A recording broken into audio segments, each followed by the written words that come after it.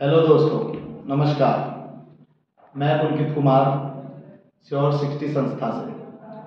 कहते हैं लहरों से डरकर नौका पार नहीं होती, कोशिश करने वालों की कभी हार नहीं होती।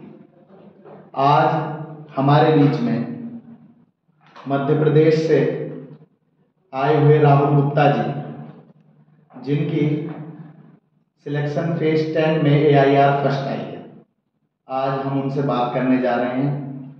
आइए हम और आप मिलकर उनसे जानें उनकी जर्नी, कैसे सिलेक्शन लिया उन्होंने, क्या क्या किया, सब चीज़ जानेंगे। आइए मैं बात करता हूँ राहुल भाई से। बताइए राहुल भाई, कैसे कैसे आपने अपनी जर्नी को चलाया, कैसे कैसे सिलेक्शन लिया, स्टार्टिंग पॉइंट क्या था आपका?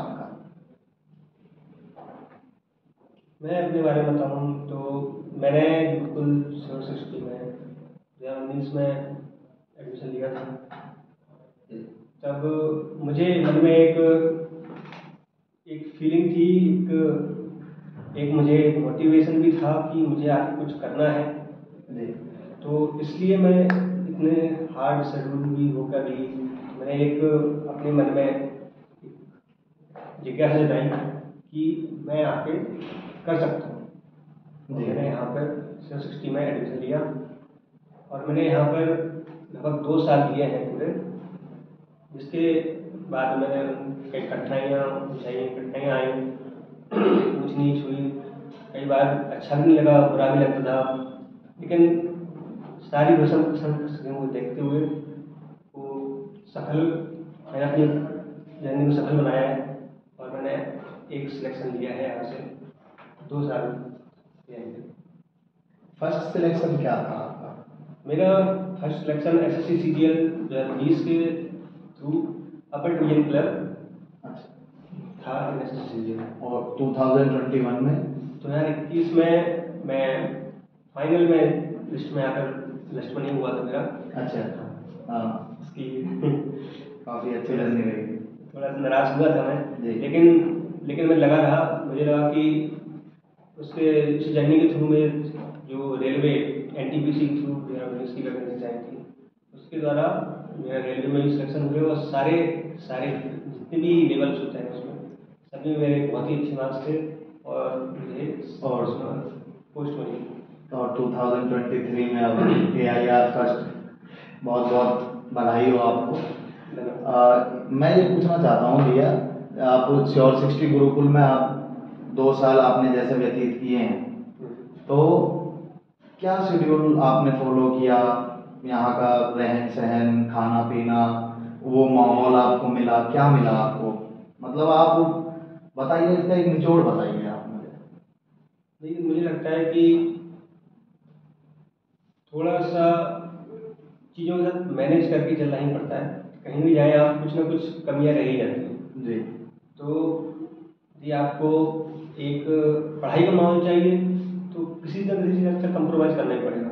आप चाहते हैं कि मुझे फन मस्ती भी हो, पढ़ाई भी हो, खाना भी अच्छा हो, एनवायरनमेंट भी हो और मुझे पसंद हो वो सारी चीज़ें बोले, तो ऐसा पॉसिबल नहीं है। जी। हाँ, तो आपको कुछ ना कुछ पाने के लिए कुछ होना तो पड़ेगा ही। बिल्कुल सर। तो मेरा ये कहना यही है सारे बच्चों से, सारे स्टूडेंट से, कि आपको मेन फोकस जिस कार्य के लिए यहाँ पे आए हैं उस पर मेन फोकस रखते हुए सेकेंडरी चीज़ों पर थोड़ा सा कम ध्यान रखें। लेकिन ऐसा नहीं कि जरूरी नहीं है वो, लेकिन उनको थोड़ा सा उनका कंप्रोमाइज़ करें जी। तो आपको एक समय के बाद आपको वो सारी चीज़ें मिल जाएंगी जो आप सोचते थे कि हाँ मुझे एक साथ सारी चीज़ें मिल जाएंगी। बिल्कुल। हाँ। और सर एक बात है, जैसे बच्चों में ये कंफ्यूजन रहती है कि अब मैथ में क्या करें, क्या पढ़ें, अब GS कहाँ से स्टार्ट करें। बहुत से बच्चे ऐसे भी हैं कि सर 2-2 3-3 साल पढ़ भी लेते हैं और फिर भी उनके कॉन्फिडेंस बिल्कुल जीरो रहता है कि अब तो GS में अगर 25 क्वेश्चन आ रहे हैं तो शायद ही हम 5 भी कर पाएँ। तो उन बच्चों के लिए क्या है सर आपके पास? मुझे लगता है कि यदि आपने एक सही तरीके से जो टीचर या फिर किसी आपके फेलो सीनियर ने बताया होगा, जिन्होंने सिलेक्शन लिया है, उन्होंने भी आपको ये बताया है कि किस तरीके से पढ़ना था। तो ये आपने 3 साल पढ़ा है, लगता है कि 3 साल आपने कंटिन्यूसली पढ़ा है, तो बहुत सारा पढ़ा ही होगा। लेकिन एक पेपर का जो होता है ना, एक पैटर्न होता है, तरीका होता है हर एक पेपर देने का।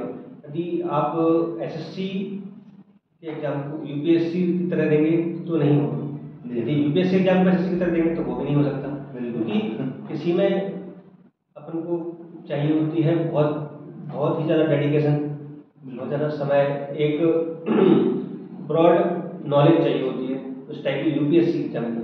लेकिन एसएससी के एग्जाम के लिए आपको नॉलेज लिमिटेड होनी चाहिए, और उसके साथ साथ कुछ और चीज़ें भी होनी चाहिए। वो होनी चाहिए, फास्ट होना चाहिए आपका दिमाग, मतलब आपको एक टाइम लिमिट के अंदर चीज़ें करनी आनी चाहिए। तो जो एसएससी पैटर्न और जो एसएससी मांगती है, तो आप उसके तरीके से करेंगे तो डेफिनेटली पक्का आपको सिलेक्शन मिलेगा। आगे 3 साल नहीं तो मैं कह रहा हूँ, यदि आप डेडिकेशन करें तो मुझे पक्का 1 साल में ही आप रिजल्ट पालेंगे। बिल्कुल, सर का कहने का मतलब ये है कि कोई किताब या कोई नोट्स आपको आगे नहीं बढ़ा रहे हैं, सब आपकी मेहनत है। आप उन नोट्सों को कितना रिवाइज कर रहे हैं या कितनी प्रैक्टिस कर रहे हैं। कहने का मतलब सीधा सीधा अगर मैं एक लाइन में कहना चाहूँ कि तूफानों से आंख मिलाओ, सैलाबों पर वार करो।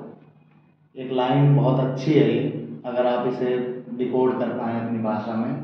तूफानों से आंख मिलाओ, सैलाबों पर वार करो, मल्लाहों का चक्कर छोड़ो, तैर के दरिया पार करो। तो सर